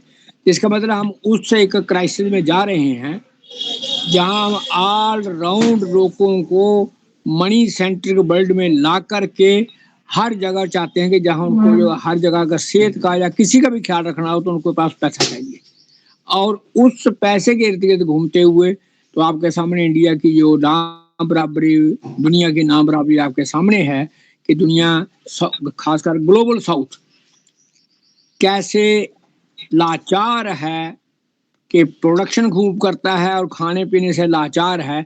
इसका मतलब है ये जो एग्रीकल्चर का जो मोड था वो था ह्यूमन सर्वाइवल और नेचर। ये दो चीजों को अगर बचा के रखेगा, मानव जिंदा रहे और प्रकृति ठीक रहे, तो एग्रीकल्चर नंबर 1। और अगर ये मानव सेहत को खराब करे और प्रकृति को खराब करे मानव कल्चर ला करके या दूसरा, इसका मतलब हम बायोडाइवर्सिटी के और नेचर की एनिमी के तौर पर काम। एक स्टेज ऐसी आ जाएगी जब ये गैप इतना बढ़ जाएगा कि ह्यूमन की रेजिस्टेंस इम्पॉसिबल हो जाएगी। बस इसके बारे में डॉक्टर साहब कुछ बता दें। धन्यवाद। हाँ देखो रूपचंद जी, मैं इसमें इनपुट दे दूं कि हमारी भारत सरकार ने, हमारे प्रधानमंत्री ने 109 बीज जो है वो लॉन्च किए थे। इसके ऊपर अपन ने मीटिंग भी की थी। वो क्लाइमेट रेजिलेंस है। क्लाइमेट रेजिलेंस का मतलब यही है कि भाई क्लाइमेट का उस पे ऊपर कोई दुष्प्रभाव नहीं पड़ेगा। हमारे वैज्ञानिकों ने वो आईसीआर वगैरह सारी जो यूनिवर्सिटीज है, वो सारे हिंदुस्तान भर की जो यूनिवर्सिटीज है, उन्होंने इस बीजों को किया। अब सरकार ये मान रही है कि लैब टू लैंड हमें पहुंचना है, तो ये जो बीज आए हैं या और कोई बीज हैं, इसके बीच में सुखदेव जी ने जो चिंता जाहिर की ने टीएल बीज, जो ट्रूथफुल लेवल वाले प्राइवेट वाले अंदर वो घुसते रहते हैं कि ये मेरा बीज ले लो, मेरा बीज ले लो। ये जो प्राइवेट सेक्टर जो है ये हमारे इस पब्लिक सेक्टर को डोमिनेट कर लेता है इनडायरेक्टली। डायरेक्टली तो नहीं करता लेकिन इनडायरेक्टली कर लेता है, वो किसी न किसी रास्ते को अपना लेता है। वहां हम इस सीड बिल के अंदर कोई ऐसा क्ल्यू डाल पाए कि भैया पहली प्राथमिकता हमारी ये होगी कि यूनिवर्सिटीज और हमारे जो रिसर्च हैं आईसीआर वगैरह जो भी हैं, इक्रिसेट आल्सो इज देयर। ये एमएल जाट साहब जो अभी बने हैं आईसीआर के हेड बने हैं, ये इक्रिसेट में मेरे एक बार मीटिंग पे इनसे चर्चा हुई थी। तो बाहर के कई वैज्ञानिक भी यहाँ उस पे काम कर रहे हैं, कई देशों के हमारी लैंड है और वो बाहर के बीज हैं उनके ऊपर भी काम कर रहे हैं। अब अमेरिका इसमें अपनी ओर से भी टांग अड़ा रहा मक्का के मार्फत। ये सारी चिंताएं हमारे सामने हैं और हमें बहुत वाइटल रूप में इसको सोचना था कि बिल ऐसा बने जिसके अंदर भारत के किसान की सीड सॉवरेनिटी जो देबल देव जी थीम देते हैं वो कैसे कायम हो, यानी भारत के किसान का उस पे ठप्पा लगे सीड सॉवरेनिटी में। अब उस है वो अपने आप में टिपिकल है। तो जब कंपटीशन टिपिकल है तो हमें कौन सा जो फार्मर राइट का जो पीपीवी एंड एफआर एक्ट है उसको मैंने बताया कि कुछ ऐसा है उसमें, लेकिन इतना बड़ा नहीं है उसमें। एक तो बीज का जब बिल बने तो हम अपनी ओर से डेलीगेशन दें कि जी आप इसमें ऐसा कुछ भी करो, लेकिन हमारी इसमें कोई न कोई वो टांग होनी चाहिए ताकि हम उस पे अपनी सॉवरेनिटी रख सक पाए। एक देश की और सॉवरेनिटी होती उसी तरह से किसान की हो। तो ये मोटी मोटी आपने हैंड रेज किया था, रूपचंद जी कुछ कहना चाह रहे हैं, फिर मैं डॉक्टर साहब के पास। मैं ये कहना चाह रहा था कि इस वक्त जो क्लाइमेट के रेसिस्टेंस जो बीज पैदा हुए हैं ना वो 0.5 से लेके 0.9 1.2 तक गए हैं सारे, मगर जब क्लाइमेट का टेम्परेचर 2.2 और 3.5 से आगे एवरेज बढ़ जाएगा तब कहाँ जाएंगे हम? तब तो एटमॉस्फेयर टेम्परेचर और बढ़ जाएगा। वो क्वेश्चन मैंने डॉक्टर साहब ने पहले छोड़ दिया कि तब क्या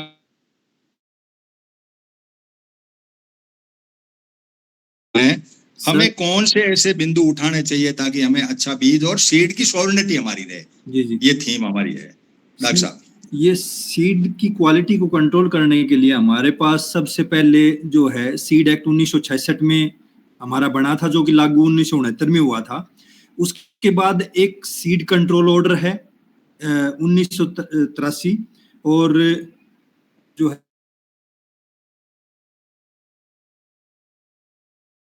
नहीं है वो वैरायटियों के रजिस्ट्रेशन से रिलेटेड है वो है। तो इसमें जो 1966 में जब लागू हुआ था हमारा पास हुआ था सीड एक्ट, तो उसमें बहुत सारी कमियां रहेगी। कमियां जैसे उसमें एक तो फाइन का 500 रुपए का था, अगर आपका कोई गलत बीज बेचता है उसका सैंपल लेते हैं फेल हो जाता है तो जो है उसका 500 रुपए जुर्माना है। तो एक तो ये जुर्माना बढ़ाने का जो है आज के टाइम पे जो है जरूरत है। उसके अलावा बहुत सारी खामियां थी उस एक्ट में। एक ये थी कि जीएम क्रॉप्स हैं, जेनेटिकली मॉडिफाइड क्रॉप्स, उसका आएगा उसमें ये सारी चीजें डाली गई हैं। इसके अलावा अगर कोई घटिया बीज की के कारण अगर किसी किसान की फसल बर्बाद हो जाती है तो आज भी उसको जो है कंपनसेशन लेने के लिए कोर्ट में जाना पड़ता है। ऐसी कोई कमेटी नहीं है जो उसको कंपनसेशन दिला सके। लेकिन जो नया सीड बिल है उसमें ये अलग से कंपनसेशन कमेटी भी बना रखी है। तो ये जो आने वाला जो सीड बिल है, हालांकि ये 2004 में फर्स्ट टाइम इंट्रोड्यूस कराया गया था, लेकिन आज तक फिर एक कमेटी बनाई गई जो 2010 में उसने रिकमेंडेशन दी, 2019 में फिर आया, लेकिन आज तक ये पेंडिंग ही पड़ा है सीड बिल जो है। लेकिन ये अगर सीड बिल पास हो जाता है तो जो पुराने सारे हैं आपके सीड एक्ट 1966 है, सीड कंट्रोल ऑर्डर है, पीपीवी और एफआर है, ये सारों को रिप्लेस कर देगा वो एक सिंगल एक्ट जो आ जाएगा वो। और उसमें किसान के लिए बड़ी अच्छे प्रोविजन है, जैसे बताया कंपनसेशन कमेटी का बहुत जरूरी भी था ये किसान के लिए। तो आने वाले जो सीड बिल में है वो जो है अच्छा प्रावधान है मेरे हिसाब से तो। और दूसरा ये है कि उसमें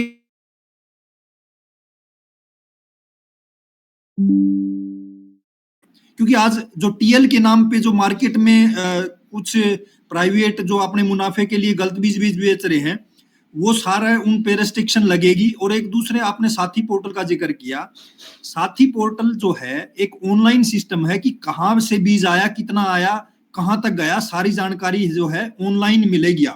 तो जो घटिया बीज है और या जो बीज नहीं है अनाज है उसको बीज भी बना करके बेचा जा रहा है, इन सब पे जो है लगाम लगेगी इससे काफी हद तक, मेरा ये मानना है। 2019 का जो बिल है ये 4 से चला, इस पे हमने सेशन कर रखा है डॉक्टर साहब। उसमें कई तरह की कमियां हैं। पहली कमी तो ये है कि पहले हम पीपीवी एंड एफआर में जो वैरायटी रजिस्टर्ड हो गई तो क्या इसमें होगी, तो इन्होंने उस तरीके से इसको गोलमाल कर रखा है कि पीपीवी एंड एफआर वाला जाकर के उधर वर्ष एंट्री कर ले,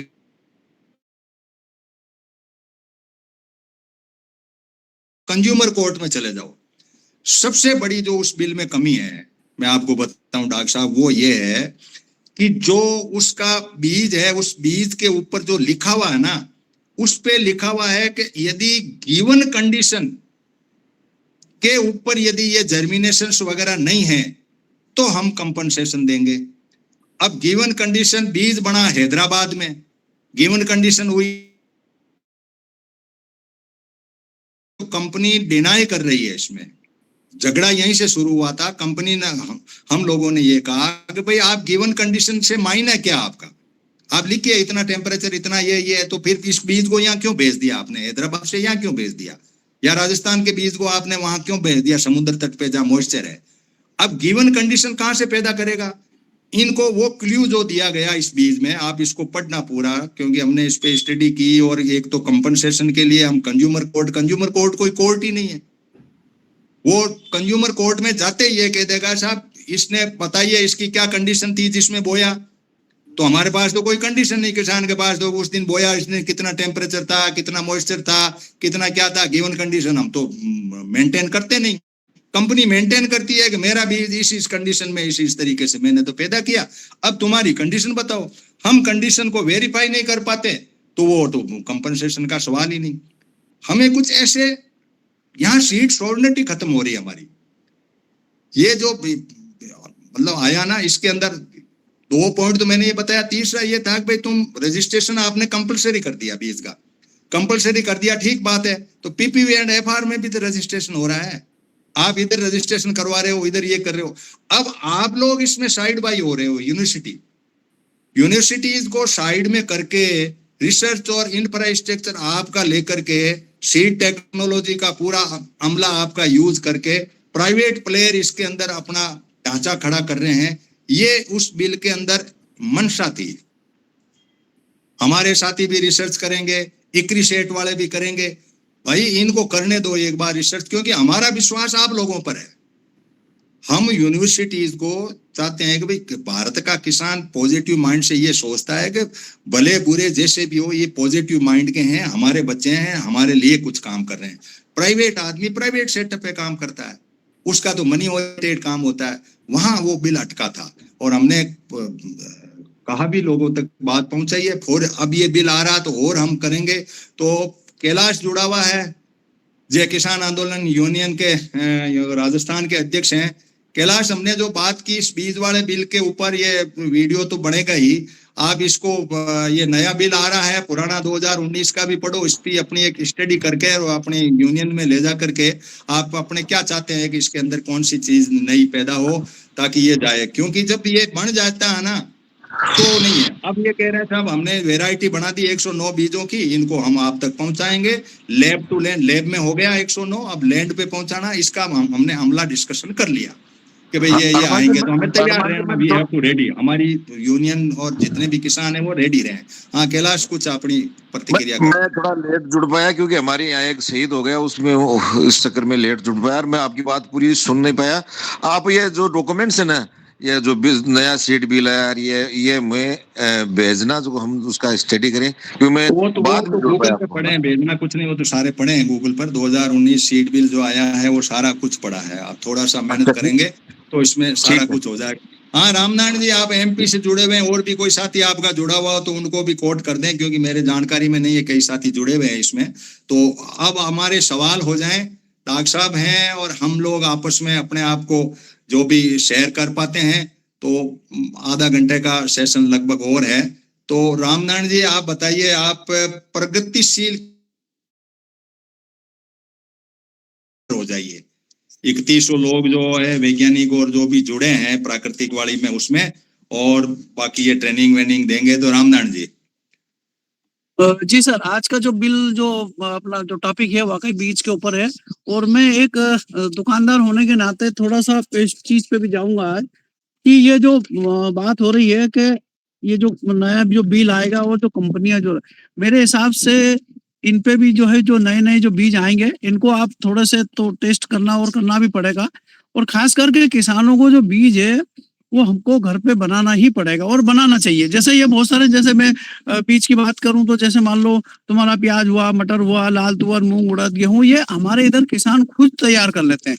और नहीं तो हम जो कंपनी से जो ट्रूथफुल लेवल जो लेते हैं वो मैं रामनारायण जी रोकूं, डॉक्टर साहब को ले लूं। आपने जी। बड़ा एक पेच डाल दिया कि करना ही चाहिए, तो इसका मतलब किसान अपने घर पे ही दुकान चलाना शुरू कर दे या इन वैज्ञानिकों का सहारा लेकर के बीज ढंग। हमें खेती करनी है तो डॉक्टर साहब से जानकारी ले लें कि डॉक्टर साहब क्या करना चाहिए। किसान तो खड़ा हो गया कि चलो ठीक है हम तो अपना बीज करें, आप इनका क्या है। सर मैं आपको बता दूं कि भी 500 से ज्यादा प्राइवेट कंपनियां जो है बीज पैदा कर रही हैं, लेकिन उन सब की जमीन नहीं है उनके पास। वो क्या करती हैं, वो फाउंडेशन सीड है वो किसानों को दे करके उनको वापस खरीद करके, यानी पैदा कौन कर रहा है, किसान ही पैदा कर रहा है।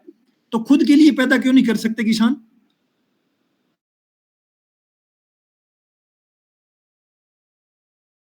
किसान को अवेलेबल नहीं है ना फाउंडेशन बीज। अवेलेबल है सर, किसान ले सकता है, कोई दिक्कत नहीं है। फाउंडेशन सीड हमारी यूनिवर्सिटी में मिलता है, एक बार आप ले जाइए, उसको 4-5 साल तक आप यूज कर सकते हो। कुछ ट्रेनिंग की जरूरत पड़ी तो हम ट्रेनिंग भी देंगे आपको इस मामले में कि, और खुद का बीज मैंने बता दिया कि कंपनियां ज्यादा ऐसे ही करवा रही हैं, वो किसानों से ही पैदा करवा करके वापस खरीद के ले रही है, तो उसमें क्या दिक्कत है खुद का बनाने में। डॉक्टर साहब मैं आपकी बात को आगे बढ़ाऊंगा, मैं एक उदाहरण देके बात कर रहा हूँ मैं इस पे। जैसा कि अभी गेहूं का बीज मेरा जो घाटा बलूद है, इसके पास में एक किसान ने, एक कंपनी का नाम नहीं लूंगा, एक कंपनी का बीज लगाया। वो उसने उसके खेत में पूरे प्लाट में लगाया, उसने रेट करके उसके आदमी आए, वो सब पेक पाक करके चले गए और उसको 100-200 रुपए ज्यादा मिले, बस ज्यादा उसको नहीं मिले। लेकिन अगले साल जब फिर उसने लिया तो उसने जो थैलियां जो उसके आई थी किसान के खेत पे, उसमें कुछ मार्किंग थी उसकी स्पेशल, वो की वाली उसको आ गई। जो उसने जो 2200 रुपए में गेहूं बेचा उसको 4400, 4500, 4600 रुपए में मिला। पूरा का पूरा वो गेहूं उसी किसान ने पैदा करा, कुछ भी नहीं, खाली 2-3 बार उसके कोई सुपरवाइजर वगैरह आए, उनको टेक और थैलियां ये आ गई, आयसर भर के आ गई। आपने रजिस्ट्रेशन नहीं कराया, हाँ आपने कंपनी नहीं बनाई। कंपनियों की दुकान चलती है, व्यक्ति की नहीं चलती, फार्मर की नहीं चलती, कंपनी की। मतलब जो भी किसान है ये चीज अपने घर पे, मैं थोड़ा सा उस पर जानकारी अगर करेगा, अगर वो बेचने के लिए करेगा तो सीधी सी बात है, उसको रजिस्टर अपनी फर्म रजिस्टर करानी पड़ेगी। बट सीधी बात है, बेचने के लिए नहीं कह रहा हूँ, खुद के उपयोग की बात कर रहा हूँ मैं। खुद के उपयोग में सब जैसे है ना, मैं थोड़ी सी और 1 मिनट लूंगा आपका। जैसे जो बीज अपन लगाते हैं बहुत बड़ी बात नहीं, बहुत अच्छा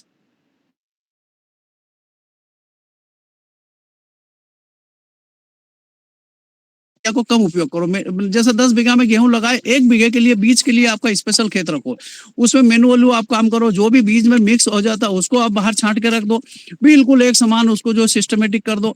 तो इस तरह से हम लोग यदि वो चीज करेंगे समय समय पे, उसका जो है वो उसमें आखिरी में जब अपन जो स्टोर करते हैं उसमें हाथ से निकालो, मशीनरी से मत निकालो, हार्वेस्टर से मत निकालो, हाथ से कूट काट के निकाल लो, फिर उसके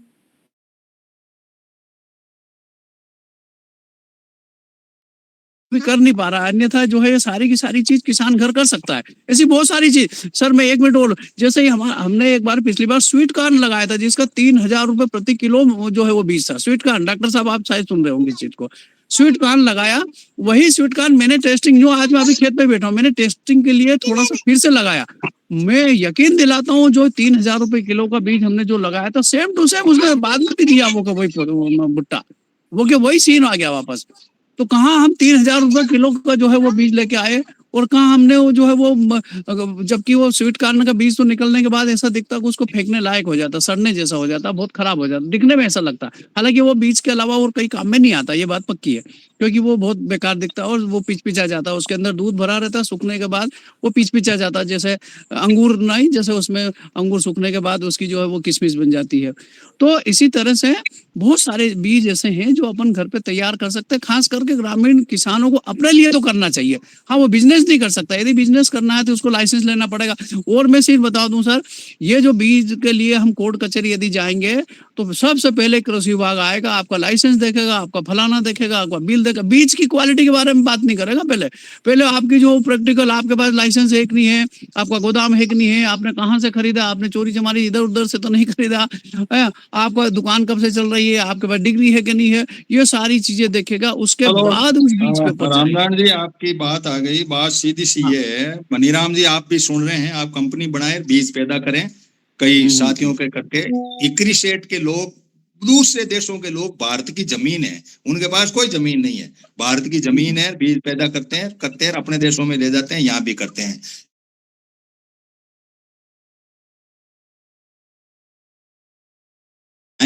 अभी मैं इशार मैंने बच्चे को भेजा था, डॉक्टर साहब अनिल ने अच्छा सहयोग किया गंवार और इसके बारे में, चेरी और इसके बारे में। तो हमें यूनिवर्सिटी घूमने का एक कैंपेन रखना चाहिए गवर्नमेंट की। ये है 22 जून तक तो है ही, लेकिन इसके साथ साथ हमें इसमें एंट्री लेनी जरूरी है। हम बीज पैदा करें, हम अपने रजिस्ट्रेशन कराएं कंपनियों का, वरना ये सिर्फ खाद्यान्न के रूप में, खाने के रूप में आपका माल रिजेक्ट और एमएसपी, ये लड़ाई और विवाद और ये चलते ही रहेंगे। बीज में कोई झगड़ा नहीं है, आप अपने हिसाब से बीज लाओ, पैदा करो और अपने तरीके से करो। सॉइल टेस्ट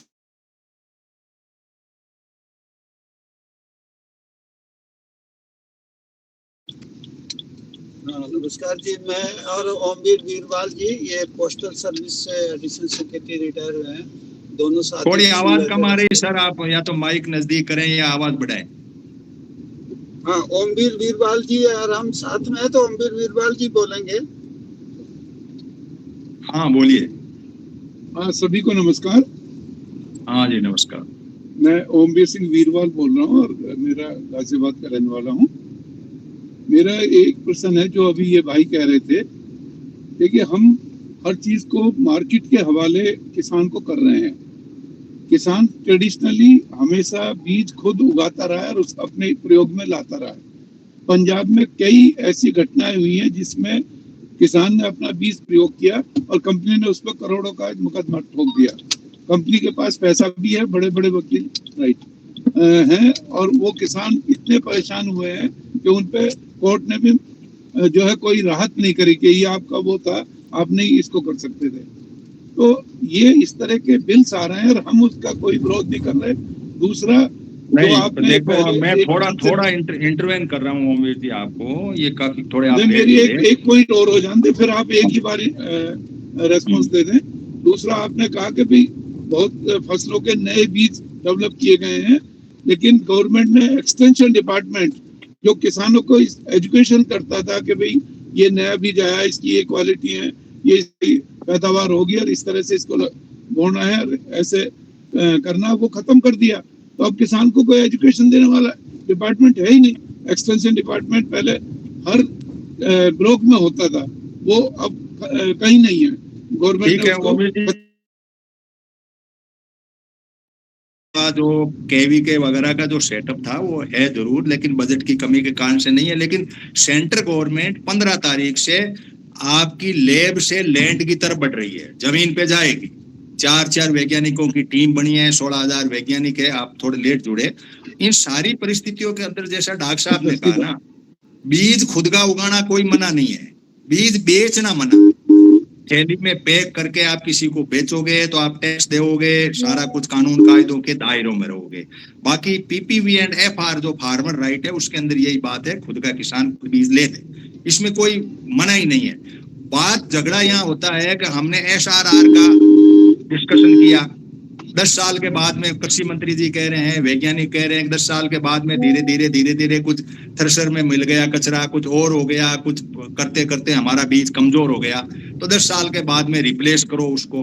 तो जो एसआरआर का जो रेशियो है, सीड रिप्लेसमेंट रेशियो है, उसका रेशियो जो है वो कह रहे हैं भाई आप इसको ले, हमने ये बीज नए पैदा किया। अब कंपनी तो आएगी, अब हमें ये है कि भाई किसान उसके अंदर उस कंपनी का फाउंडेशन बीज, जैसा डॉक्टर साहब ने बताया, हम अपने खेत में उगाए, बेचे नहीं, पैक करके बेचे तो कंपनी बना ले, कोई मना नहीं करेगा। आप अपनी कंपनी रजिस्टर्ड करो और आप बीज को बेचो, और उसके ऊपर आप बाकायदा रजिस्ट्रेशन कराना पड़ेगा, उस पर लिखना पड़ेगा कि इतना जर्मिनेशन है, इतना नहीं है, नहीं हुआ तो आप पे मुकदमा भी चलेगा, वो भी होगा, और बड़ी कंपनियां हो सकता है कि आपको उसमें लपेट भी ले। कंपटीशन का जमाना है, मार्केट के अंदर ये जो मैं इनविजिबल पंजाब हैंड का है। केस बता रहा हूँ, ये इसमें किसान ने अपने लिए किया, कोई मार्केट में नहीं बेचा, और उस पर कंपनी ने मुकदमा किया कि आपको हर साल हर फसल के लिए हमसे खरीदना पड़ेगा। नंबर 1। नंबर 2, जो आप कह रहे नहीं, हो 16,000 वो तो वैज्ञानिक लगेंगे, वो तो जीएम बीज है, तो जीएम बीज तो वो वापिस आता नहीं, और हाइब्रिड बीज के लिए ये तो जरूर है। अभी हमने जो डिस्कशन किया 16,000 था। वैज्ञानिक आप लोग कह रहे हो ना, वैज्ञानिक लैब में ही काम करते हैं।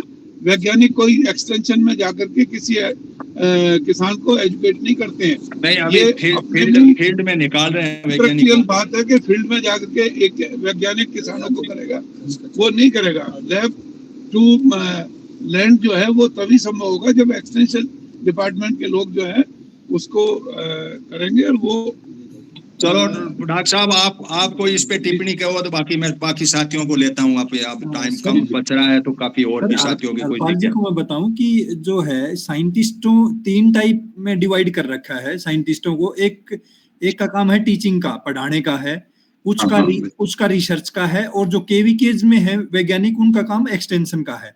अलग अलग तीनों जो है अलग अलग डिवाइड कर रखे हैं। तो ऐसा नहीं है कि भाई ये काम एक्सटेंशन का बंद हो गया है। कृषि विज्ञान के अंदर अभी एक्सटेंशन में ही लगे हुए हैं, जो यूनिवर्सिटी में है वो रिसर्च में भी कर रहे हैं और टीचिंग भी चल रही है। और रही बात, आपने कहा कि भी मुकदमा ऐसे चल गया, ऐसे हमारी तो समझ में आया नहीं कि भी कि आप कैसे कह रहे हो कि भी किसान खुद का बीज खुद के लिए ही कर रहा है।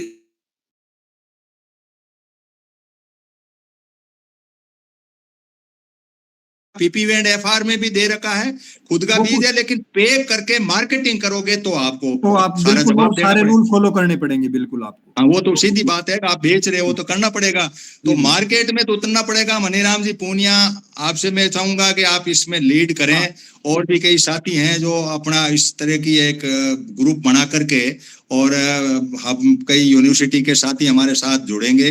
हम कानून कायदे भी पढ़ेंगे, वकीलों से, दूसरों से। नया एक्ट तो आएगा तब आएगा, उसके लिए तो हम ये प्राय चिंता कर रहे हैं। तो अब मेरे साथ में और साथी भी जुड़े हैं, तो मैं वन पाए तो अपना कोई जिज्ञासा हो तो आप बात को रखें। सरवण जी, जांदू, माइक खोलें और अपनी बात को रखें। चलो वीरेश जी सर, आप क्रांतिकारी हैं, काम भी कर रहे हैं, आपने बहुत लैंड ले रखी है, गन्ना भी बो रहे हैं, वो भी एक सीड है गन्ने का भी, उसके हिसाब से है। तो आप भी कंपनी बना लें, काफी आप कहते भी रहते हैं सहायता एक्टर मैंने वो कर रखा है, तो उसको। हाँ जी, नमस्कार। नमस्कार। दरअसल मैं तो ये देख रहा था कि इसमें आज जो मैंने इसकी स्टडी करी थोड़ी बहुत, 1966 का है, उन्होंने डॉक्टर साहब ने जिक्र भी करा उसका, और 1983, 2004, इसके बाद 2019, बीच में 2010। कई बार इसमें अमेंडमेंट आए हैं, वो आपने चर्चा भी करी सब तरह से। तो इसमें आपने सोवर्निटी की बात करी, सीड सोवर्निटी की। सीड तो बचा ही नहीं है किसी के पास, जो ओरिजिनल सीड थे। आज हर कोई नया सीड खरीदता है। गन्ने की हम बात करें तो गन्ने के जो ओरिजिनल सीड थे वे कब के ख़त्म हो गए, जो इस समय वर्किंग में है वो सारे ख़त्म होने जा रहे हैं। गेहूं का कोई सीड हमारे पास ऐसा नहीं है जिस पे हम सोवर्निटी अपनी क्लेम कर सकें कि भाई सोवर्निटी है, इसकी होनी चाहिए। सीड का तो साइकिल इन्होंने ला के बीच में हाइब्रिडाइजेशन करके सीड्स का, और वो सब इस पर कमांड अपना कर लिया। तो सोवर्निटी की बात तो करना ही बेकार। जैसे डॉक्टर देवल देव हैं और उनके पास कुछ वो क्लेम करते हैं कि मेरे पास कुछ हैं सीड ओरिजिनल, अभी अगर उनको हम एक्सटेंशन में लावें उन सीड को लेके, क्योंकि उनमें प्रोडक्शन भी है, यील्ड जो है उनकी, वो उन्होंने जैसे कि दावा करा था, उस हमारे प्रोग्राम में आए थे, उन्होंने बताया कि इनके बराबर ही उनकी यील्ड होती है। तो उस तरीके से किया जाए। दूसरी चीज़ मैं कह रहा हूँ, पंतनगर यूनिवर्सिटी जो है ये बिल्कुल ख़त्म हो चुकी, इसमें कुछ नहीं बचा। वो खाली जो उसकी लैंड है बहुत सारा बहुत बड़ा फार्म है पंतनगर यूनिवर्सिटी का, उसको भी लीज पे देने की बात चल रही है, किसानों को लीज पे देते हैं, तो रिसर्च वगैरह के काम तो वहाँ बंद होगी। या तो किसान ये करें कि भाई पंतनगर यूनिवर्सिटी के साथ ही टाई अप कर लें, भाई 50-50, 100 एकड़ उन पे से लेके लीज पे, और उनकी निगरानी में वहाँ से डेवलपमेंट किया जाए और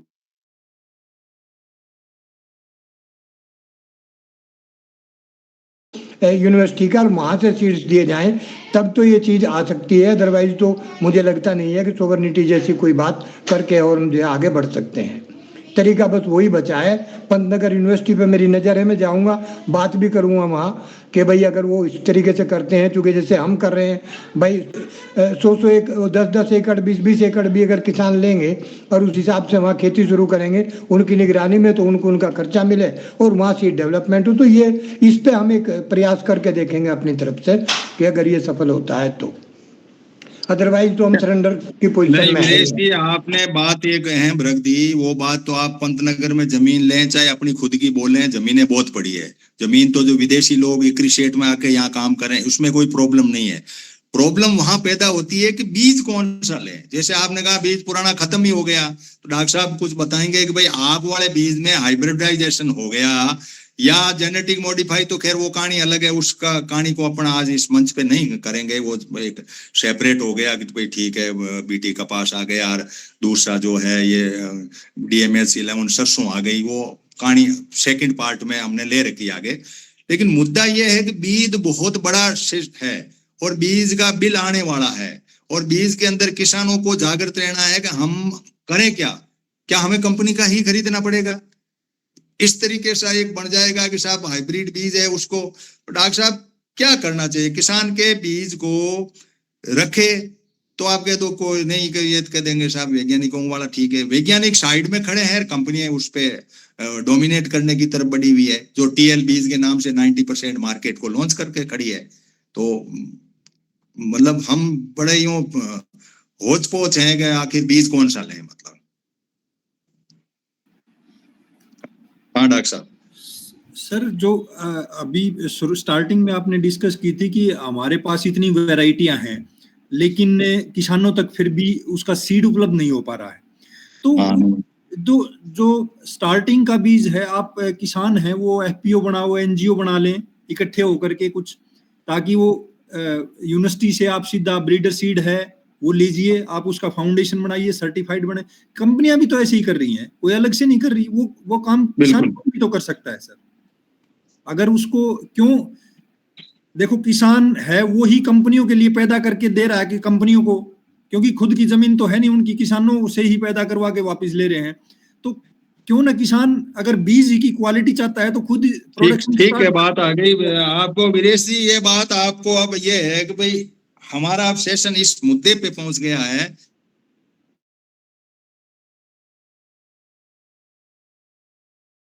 वो करके और लोगों तक बांट लें।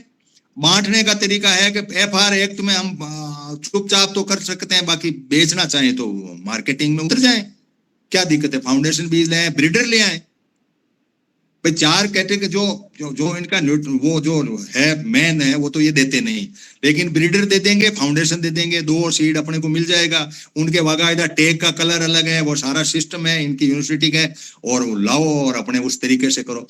अब ये है कि वैरायटी कौन सी चलेगी कौन सी नहीं चलेगी, प्रतियोगिता आपकी करनी है जो प्राइवेट से करनी है। तो प्राइवेट वाला आपके छाती पे खड़ा है, वो अपना प्रचार तंत्र भी उसका हैवी है। जैसा उन्होंने बताया ना कि एक्सटेंशन के मामले में हमारा मामला कमजोर है सरकार का, प्राइवेट का एक्सटेंशन भारी है।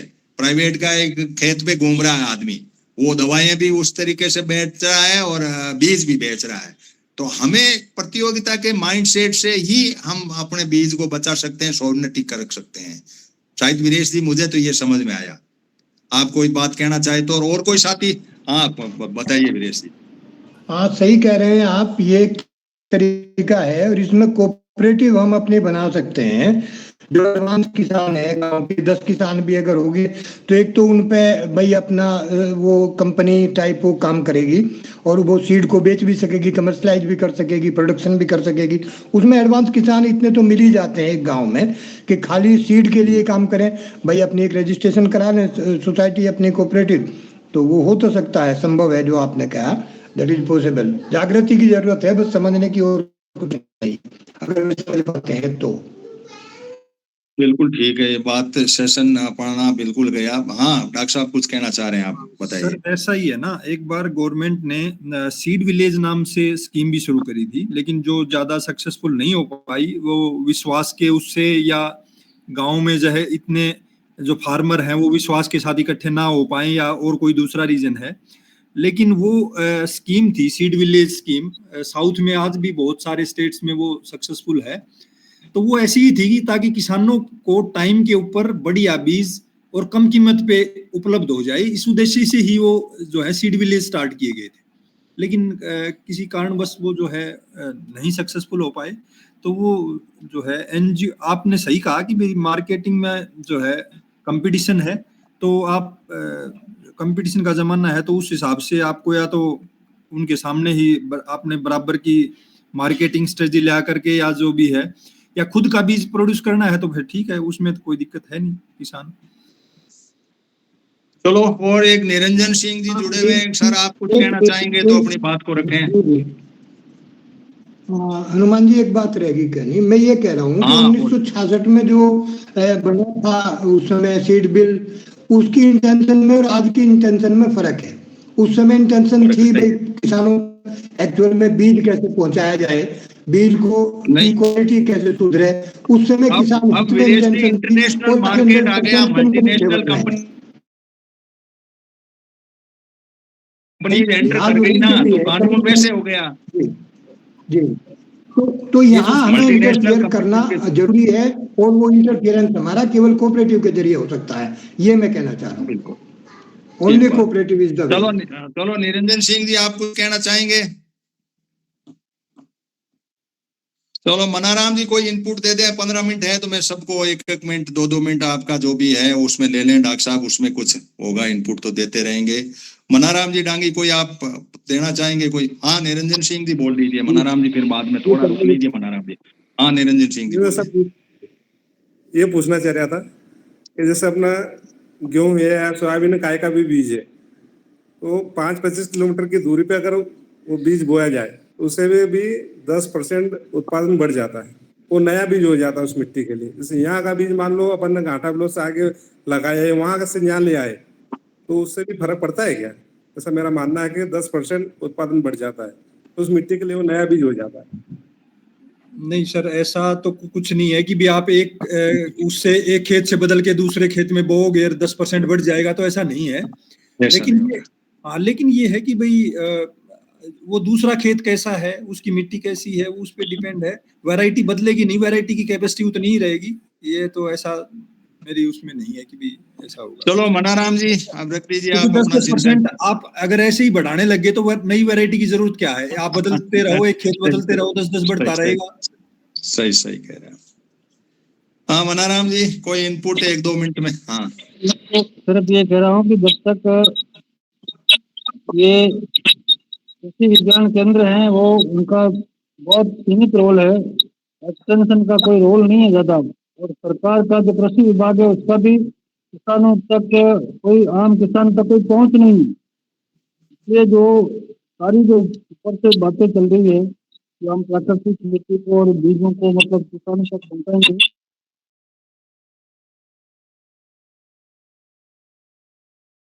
मनाराम जी अभी 15 जून से जो भी लागू है, अब वैज्ञानिकों से जैसे आप इन्हें हैं, डॉक्टर साहब के हैं नंबर है मेरे पास में, इनसे संपर्क लेंगे। और 5-4 वैज्ञानिक और हैं, चौधरी चरण सिंह यूनिवर्सिटी जो मेरठ वाली है वहां भी हमारे संपर्क, बीकानेर, जोधपुर, काजरी, ये सारे लोग हैं। तो इनसे कुछ हेल्प लेंगे और आप बढ़ेंगे और इसमें एंट्री करेंगे, देखो कैसा होता है। क्योंकि देखो कहीं न कहीं जुड़ने में ही, जैसा मनीराम जी ने कहा ना कि साइड में बैठे बैठे देख के हम कुछ नहीं कर सकते। समुद्र में यदि तैरना है तो कूदना। हाँ मनीराम जी अब मैं आपके पास ही आ रहा था, आप अपनी बात को रखो और आगे बढ़ाने के 2-3 मिनट में अपनी बात समाप्त करो, बाकी साथी भी ले लें। ये सबके ध्यान में ही है कि दुनिया में मुख्य तौर से जो बीज की विधियां हैं वो 3 प्रकार की विधियां हैं, और जिसमें सबसे पुरानी और सबसे ज्यादा कारगर आज तक अभी तक तो चल रही है वो सिलेक्शन विधि है। वो सिलेक्शन बीज का किसान करता रहा है, ये सिस्टम चला लंबे समय तक सस्टेन रहा, तो इस तरफ लोगों का अभी रुझान ही नहीं है कि इस तरफ हमें एजुकेशन बढ़ाने की जरूरत है कि कहाँ कंपनियों के ऊपर तुम, क्योंकि वो सारा का सारा अधिक उत्पादन के चक्कर में कि ये बीज ऐसी वैरायटियां इतना दुगना तिगुना उत्पाद करती है, वो कुछ है भी। तो इस तरीके का दूसरा जो भी कर रहे हैं कि हमें बिल्कुल सहकारिता कोऑपरेटिव के माध्यम से हमें प्रेरल में सोचना चाहिए और किसानों का समूह बना करके उसका करना चाहिए। बहुत से बीज जो है निगम बीज बताने के अभियान चल रहे हैं, हरियाणा के अंदर है, 2-3 जगह, कुछ साउथ के अंदर भी है। पुरानी वैरायटियां को है वो अभी मिल जाती है, और कुछ मेरा परफेक्ट तो एकदम पता नहीं है, लेकिन सरकार की एजेंसियां भी कुछ है जो पुराने बीज को मतलब रखे हुए हैं ये नॉलेज अपडेट करने के लिए। तो ऐसे उन बीजों की बात है मनीराम जी, देखो सेम बात जो आई है, तो आपको मार्केट में उतरना पड़ेगा। बाकी आप अपना बीज सिलेक्शन करके बो कैसे बो। प्रतियोगिता के जमाने में जब फसल ले लाती है पास वाले खेत में, तो दोबारा फिर वो गड़बड़ा जाता आदमी, वो जाता फिर मार्केट में भागता। हमें इस तरह के प्रतियोगिता के सिवाय कोऑपरेटिव माइंडसेट से किसानों को वैज्ञानिकों के साथ अटैचमेंट बना करके कोई ऐसी लाइन बनानी पड़ेगी जिसके अंदर ये होगा साहब, इसमें ये अपने को ऑथेंटिक और रियल बात बताए। कंपटीशन वाला नहीं बताएगा, वो आदमी अपने को गलत दिशा देगा। लेकिन इनसे अपन टच करें और इनसे कहें कि देखो साहब, हमने इस सिलेक्शन मेथड से हमने ये बीज लिए हैं, अब इस बीज को हम ये ट्रायल बेस पे, हम ये सैंपल बेस पे ले रहे हैं, उसको हम इस तरीके से कर रहे हैं, तो मार्केट में तो उतरना ही पड़ता है। बाकी तो आप सोचो ठीक है, अपना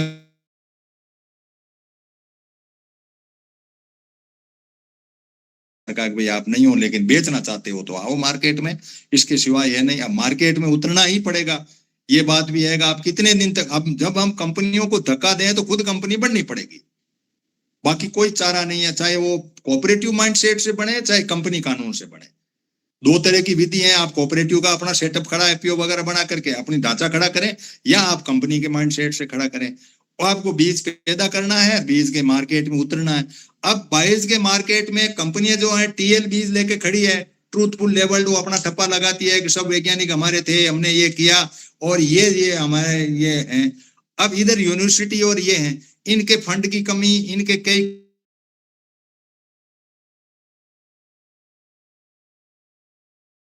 ऑफ द रिकॉर्ड अलग बातें करनी भी जरूरी है। आज रिकॉर्डेड है तो हम कुछ सीमित बात कर रहे हैं, ऑफ द रिकॉर्ड भी हम, जैसे डॉक्टर साहब से हम पूरी बात नहीं ले पा रहे हैं कि इस बिल के अंदर ये काटा हो और ये छंटा हो, क्योंकि कई कारण होते हैं कि जिसको हम किसानों को उस माइंडसेट से ही जगाना चाहते हैं कि भाई आओ मैदान में, सोने से काम नहीं चलेगा। आप एमएसपी मांग ही क्यों रहे हो? आप बीज पैदा करके मार्केट में लॉन्च करो ना, अपने आप मिल जाएगी एमएसपी, आप बढ़ो। लेकिन ऐसा हो नहीं पा रहा। हमें वो मैंने सामाजिक सहकार के मॉडल की जो बात कही, जैसे विलेज वाली डॉक्टर साहब ने बात कही ना, गांव के गांव हो गए, बोलो आप सीड विलेज पैदा हो गए, तो ये किसी का माइंडसेट तो था ना। तो मीनाराम जी, आपके जैसे लोग हैं वो आगे बढ़ो और उस बात को आगे, सुखदेव जी हैं उसमें, हमारे कई साथी इस मामले में हैं, मनारायण जी प्राकृतिक सेटअप में भी जुड़े, लेकिन प्रैक्टिकल जुड़े। थ्योरेटिकल बात क्या है कि सिर्फ ये कहे भाई कंपनी आएगी, कंपनी हमारे से रुकेगी नहीं, कंपनी भी आएगी, सरकार को अपने दायरे में रहना पड़ेगा, सारा स्थिति होगी तो ये करना ही पड़ेगा। अब कौन सा बीज किससे हो, कैसे हो, अच्छा कौन सा, बुरा कौन सा, ये देवल देव जी ने कई हैं, वो कह रहे हैं कि मेरे मीटिंग में आए थे, एक में से वो 3 निकल रहे हैं, उनके पास 5 वैज्ञानिक हैं, वो लगे हुए हैं, 25 साल बाहर भी रहे हैं। अब इधर ये यूनिवर्सिटीज भी लगी हुई है, कभी उड़ीसा जाके उनसे भी बात करें। मैं आज रूपचंद जी को लेके कभी बुलाएंगे उनको, जो ये सेशन आया ना इसके ऊपर अपनी उनको खुली चर्चा करेंगे। वो प्राइवेट पर्सन है तो उनके खुली चर्चा करेंगे, ये बिना किसी आईडी के अपने साथ एंटर हो गएंगे। उनको पूछेंगे भाई आप कैसे कहते हो, आप वाले बीज सुप्रीम है, बीज तो है। अब इधर आपका जेनेटिक मॉडिफाइड की लड़ाई और पैदा है। आप सरसों आपकी बार बोओगे नहीं, बीटी का BT3 और BT4 लॉन्च कर दिया इन्होंने, प्राइवेट वालों ने। इनकी रिसर्च पैरेलल में चल रही है और यूनिवर्सिटीज अपनी सीमा में है, यूनिवर्सिटी के पास अपना सीमित साधन है। तो और कोई साथी, अब 6 मिनट बच रहे हैं, कोई साथी हैंड रेज करे और अपनी बात को रखे। कोई डॉक्टर साहब से जिज्ञासा बस कोई सवाल हो। हाँ डॉक्टर साहब बोलिए।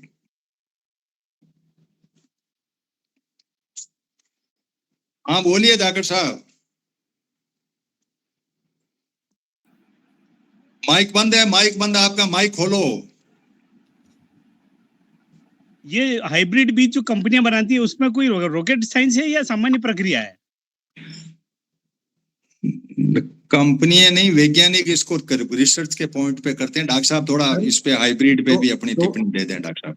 2 टाइप का बीज होता है। एक तो वैरायटीज का बीज है जिसमें कुछ नहीं करना पड़ता, हमने जैसे फसल उगा रहे हैं उसी को।